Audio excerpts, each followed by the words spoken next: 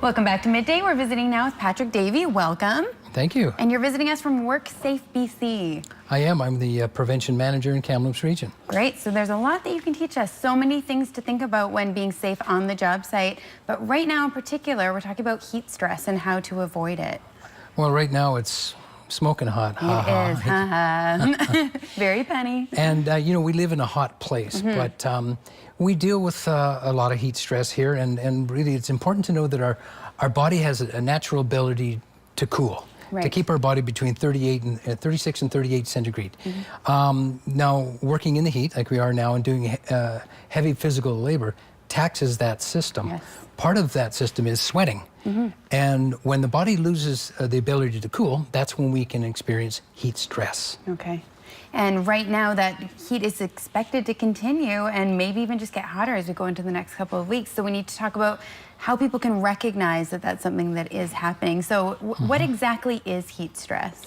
So when you look at it, I talked about where we get to the heat stress, but when we look at the signs and symptoms of that, generally it's excessive sweating, dizziness, nausea, which left unchecked can lead to heat stroke. Now that gets a little worse. That can be seizures, could be loss of consciousness, it could be fatal. Yeah, it could be very serious. Yeah. Okay, so when dealing with that, there are obviously some occupations that are a higher risk for that. Like you said, anything with strenuous physical activity outdoors. So we look in our region. When we look in our region, typically we think of who's outside, who's doing heavy. We look at construction, we look at loggers, we have a lot of farm workers, ranchers that, because they're outdoors all the time.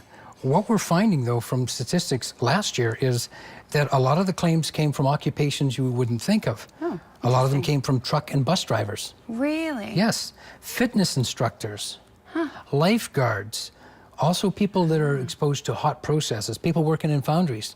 Oh, welders. Wow. Fascinating. Yeah, those are ones that you wouldn't think about it. Especially the drivers, you think, well, it's probably air conditioned but I guess if people are getting in and out. And when we look at statistics, over the last 10 years, 2007 to 2016, there was over 200 accepted claims for heat stress in BC, with 13 of them coming right from our Kamloops area. Wow, and I think we need to recognize with that, not everyone files a claim or not everything is even recognized, so probably there were more in addition to that. And it's really recognizing the signs and symptoms and stopping it before it progresses too far. Right, okay, so to make sure that happens, what kinds of things can employers do to help prepare and prevent that from happening with their employees? And you know, here we are, we live in a hot climate, we know summertime's coming around, so really employers need to do a risk assessment, a heat stress assessment of their workplace and conditions.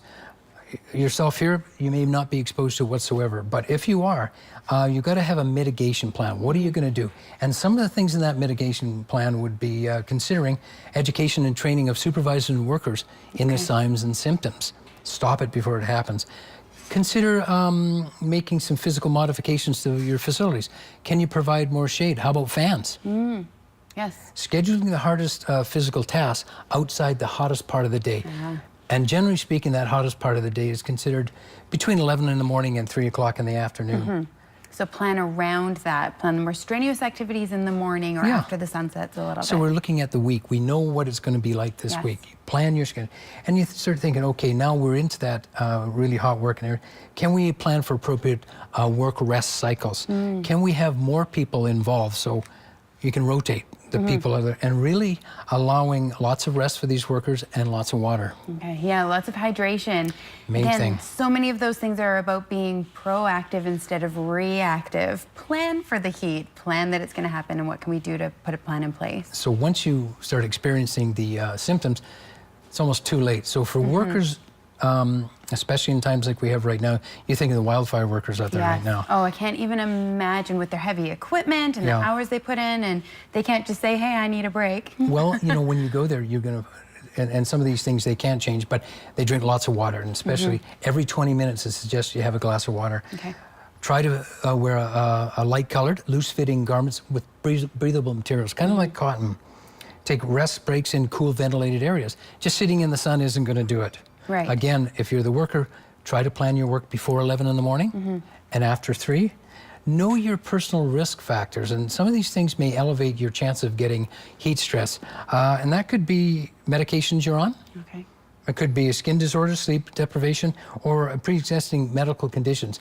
And really continually check for the signs and symptoms of heat stress in yourself and your coworkers. Okay. Yeah, looking out for each other as well, and vocalizing that, saying like, hey, I think I'm reaching my limit here, I need a break. Before it gets too bad, yeah. Okay, fantastic. Thank you. That's great information. Again, so many people think it's something that it's easy to underestimate, overheating, and think like, oh, it's just heat, but it can lead to much more serious things. Right, man up. But you know, after you've had heat stress or stroke, you're not going to be putting yourself in that situation again. Right, you don't underestimate it again. Exactly. Okay, thank you so much. Great information. If people would like more or would like to follow up, you can visit WorksafeBC.com.